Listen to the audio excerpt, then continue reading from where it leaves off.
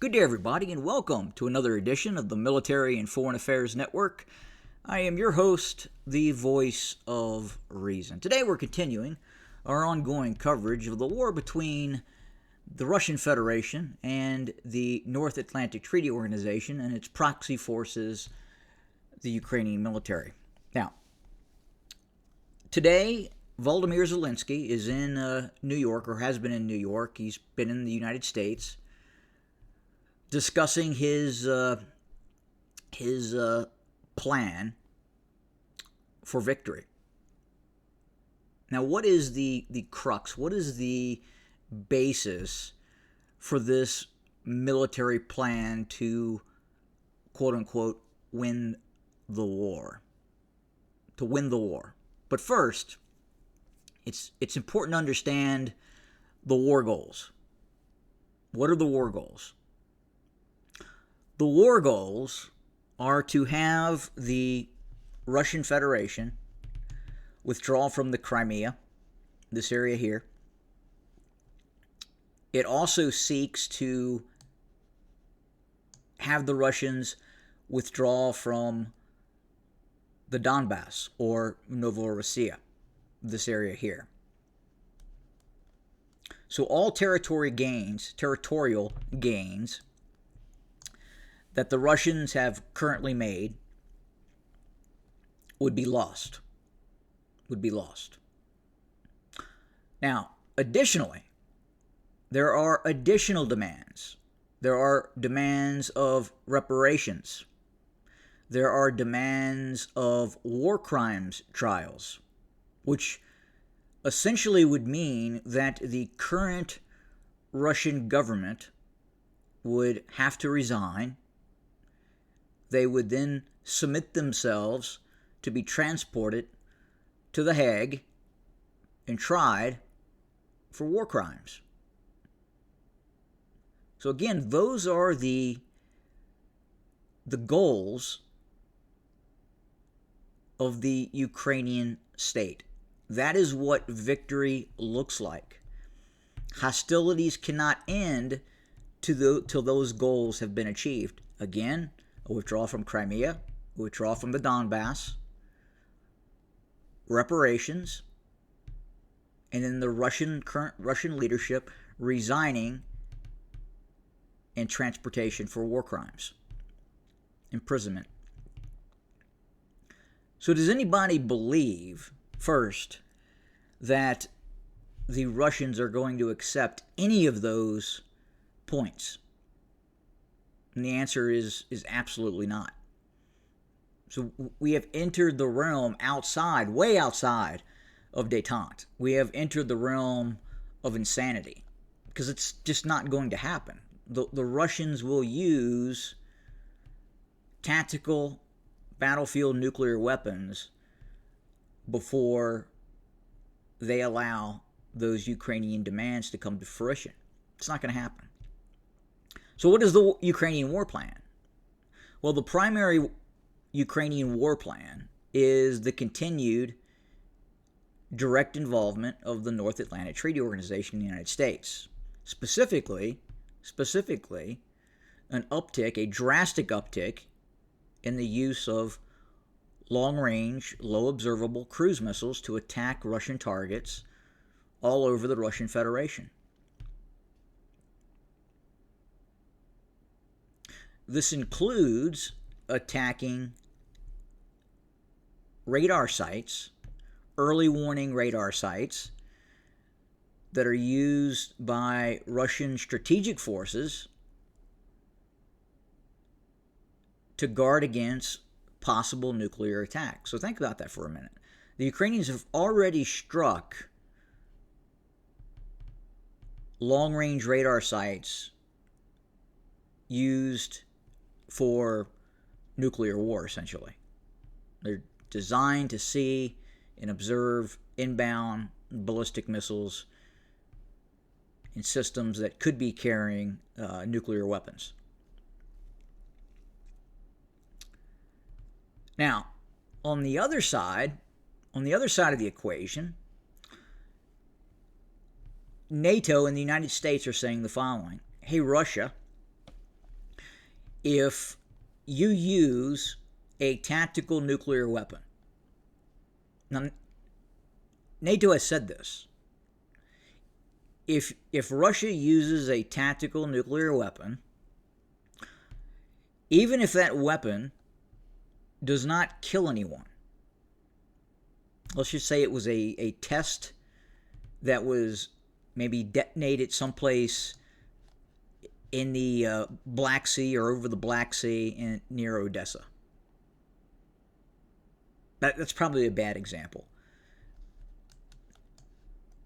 But wherever the use of this tactical nuclear weapon on supposedly Ukrainian territory, or even territory that the Russians consider as part of the Russian Federation, the United States and NATO would see that as an act of war,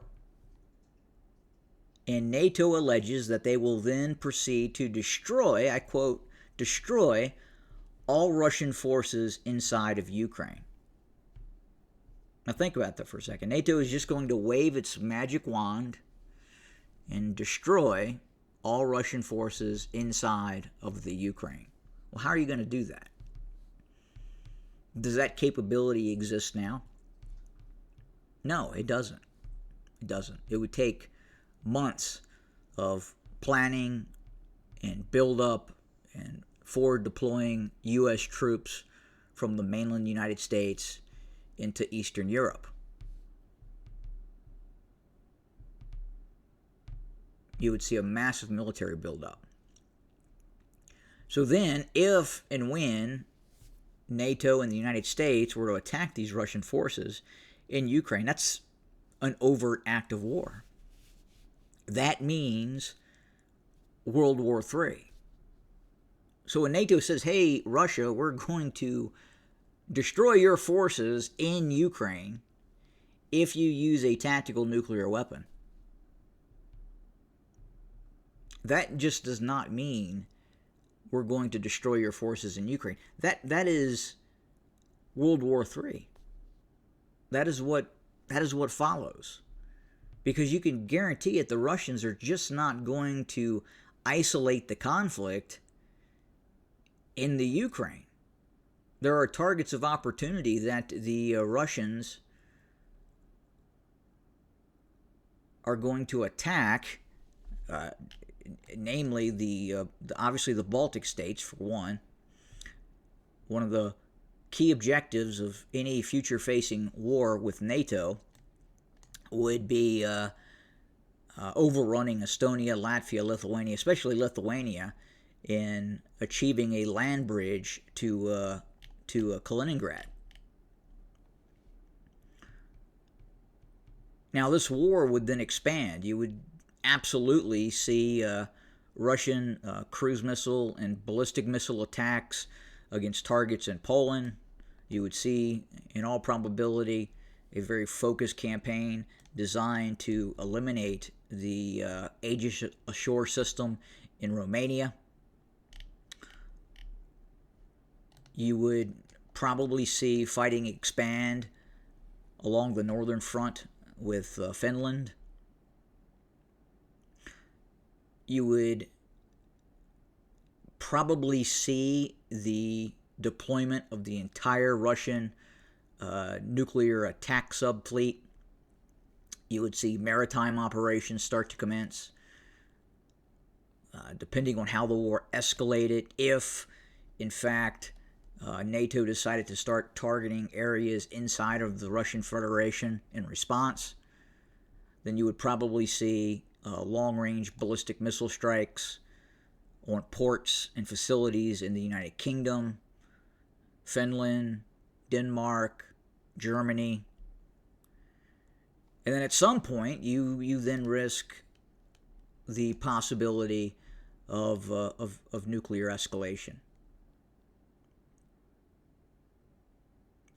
That obviously you then have a major hot shooting war between Russia and, in all probability, its allies against the West, against the United States, the United Kingdom, Germany. And again, it depends on if these alliances would even remain stable.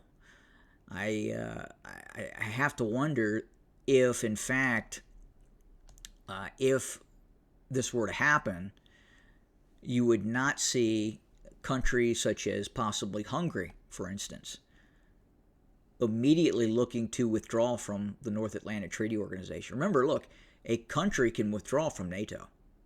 All it has to say is, look, I don't want to play this game anymore, and pull out. Now, the question is if countries start to pull out of NATO, what is NATO going to do? Does it then become some sort, does it revert, and does it change? Does it mutate from this supposedly defensive alliance to then mandating countries that have been in NATO remain in NATO? I think that's a high probability. I think you could see countries wanting to get the hell out of NATO and then being denied that request. And then quite possibly you would be looking at a military occupation occurring by those remaining states still in NATO, seeing as those countries trying to withdraw from NATO as a military threat. These apostate states would now be seen as a Russian ally and then would have to be occupied. I'm not saying that would happen, but what I am saying is almost guaranteed is that the populations of some of these, which are now NATO countries, if the fighting became serious and the threat of nuclear war started to really exist, those countries would probably demand the pullout of NATO. And then they would seek guarantees from probably the Russian Federation saying, hey, look, if we pull out of NATO, promise not to nuke us. That's essentially what their goal would be. Now, is that possible? Is it improbable? Hard to say. But it's definitely not outside the realm of possibility, especially when you're talking about the prospects of World War III. You'd have to wonder what the Baltic states would ultimately do. You have to wonder how many NATO states would actually come to the assistance of the Baltic states. How would that occur? What is the defense plan if the Baltic states are overrun? How would that counter operation to retake the Baltic states, what would that look like? Well, the Western European NATO states do not have big enough militaries right now to undertake such a conflict. I mean, look at the British economy. I think if you removed, I could be wrong on this, but if you removed London and the metropolitan area from London, the GDP of the United Kingdom is on par with like Mississippi after you remove London. They are under great financial and, more importantly, social challenges right now. Serious problems in the United Kingdom. And they're going to sustain an economy that will engage in World War III against the largest planet on Earth with the most resources of any planet on Earth, that is being supported by the largest country in population, another rising superpower, the Chinese? I think not. So again, as this support for the Ukraine intensifies and we head down this one-way track, be careful what you wish for in terms of a quote-unquote Ukrainian victory. Because then you have to ask yourself, what does that even mean? And I don't think people really understand the cost of a Ukrainian quote-unquote victory. Thanks for joining us. Have a good day.